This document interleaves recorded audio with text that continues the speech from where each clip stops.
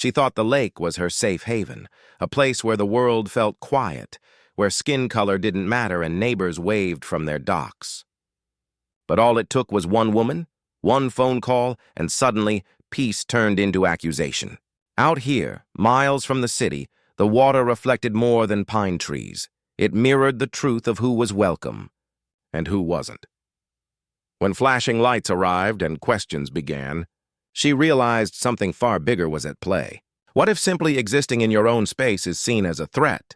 It was the first warm weekend after months of gray. Maya had driven 3 hours to her family's cabin, a place her grandfather built back when black families weren't welcome at most lakes around here. To her, it wasn't just a cabin. It was proof they belonged. Every summer she came to fish, to breathe, to remember. Out here, surrounded by pine and silence, she felt free. That morning, she packed her tackle box and stepped onto the dock, sunlight spilling across the water. It felt peaceful, almost sacred. But the stillness had a fragile edge. From across the cove, she noticed a row of identical houses, new builds, managed by an HOA she didn't belong to.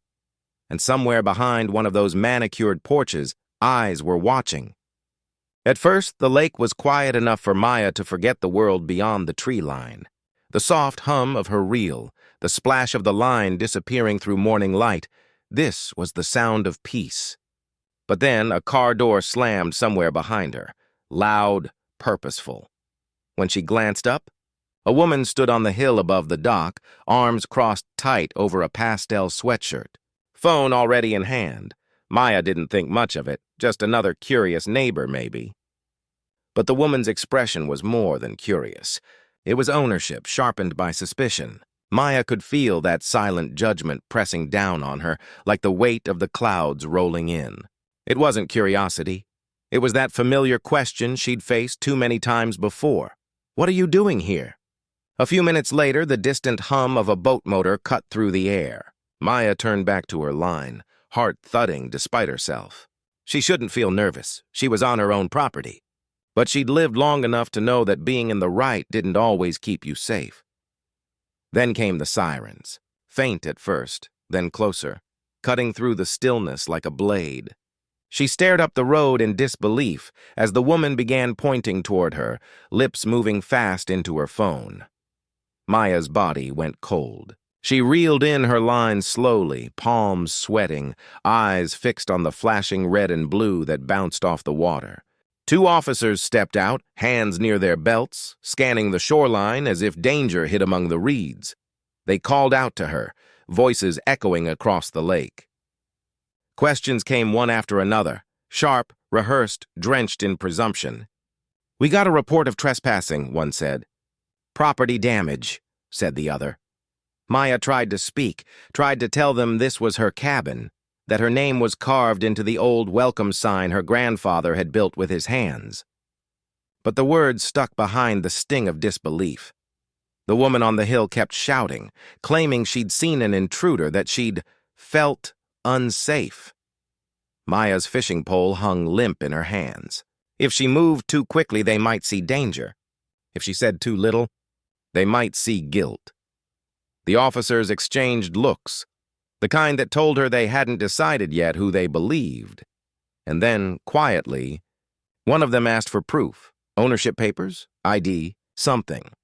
Maya's cabin was right behind her, the front door swinging open in the breeze. But the thought of turning her back on them made her stomach twist. Still, she started walking toward it, careful, deliberate steps, the world narrowing to the sound of her heartbeat and gravel underfoot. Behind her, a voice snapped, "Ma'am, stay where you are." The command froze her mid-step, breath catching in her throat. The water rippled against the dock, the echo of sirens fading into tense silence. And in that stretch of still air, Maya knew. This wasn't just about fishing anymore. It was about being seen at all. The command hung in the air, sharp, cold, final. Maya froze, hands trembling at her sides. The officers were no longer just cautious.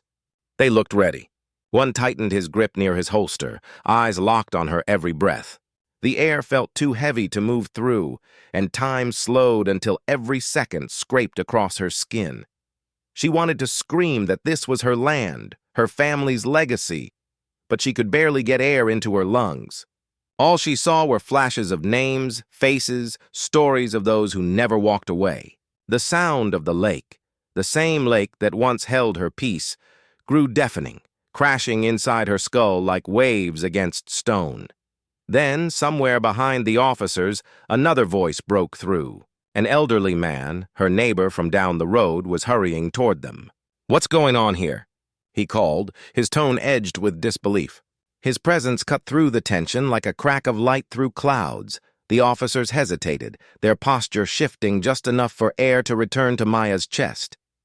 The neighbor pointed toward the old cabin sign, the one her grandfather carved decades ago, with her family's name burned deep into the wood. His voice stayed calm but carried weight. "That's her place. Always has been." The silence that followed was unbearable. The woman on the hill stammered, "But I thought she didn't look," and then stopped, realizing too late what she'd just revealed. No one said anything for what felt like forever. There it was, the truth hanging between them, heavy and unspoken. One of the officers cleared his throat, trying to reset the world as if none of it had happened. Radios crackled. Apologies stumbled out. But Maya didn't move. Couldn't, because she knew that even when they left, even when the sirens faded, the sound of that moment, the doubt, the danger, the unmasked truth would not. And in the stillness that followed, the question that burned through her chest wasn't why me, but how many times will this happen before it's no longer possible? The officers eventually left, their voices low and uncertain, tires crunching down the gravel road until the sound faded into the trees. The woman who called them turned away without a word, slipping behind her perfect porch rail as if nothing had happened. But for Maya, everything had changed. The lake didn't sound the same anymore. The calm was gone, replaced by a silence that remembered every shouted command, every ounce of doubt that filled the air. Later that evening, she sat on the edge of the dock, watching the water swallow the sun. Her grandfather used to tell her that this cabin was freedom, that building it was his quiet defiance in a world that said he didn't belong. Now, decades later, Maya understood how fragile that freedom still was. One call, one glance, one assumption, and generations of belonging could vanish under suspicion. She thought about recording a video to tell what happened.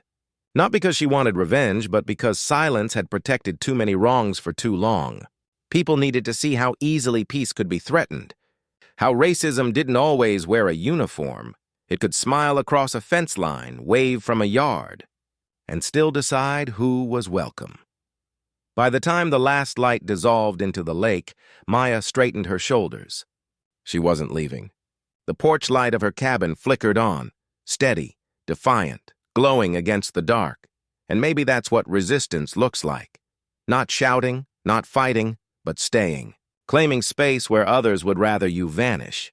Because for every Maya who stands her ground, maybe one more person will start to see what's really happening.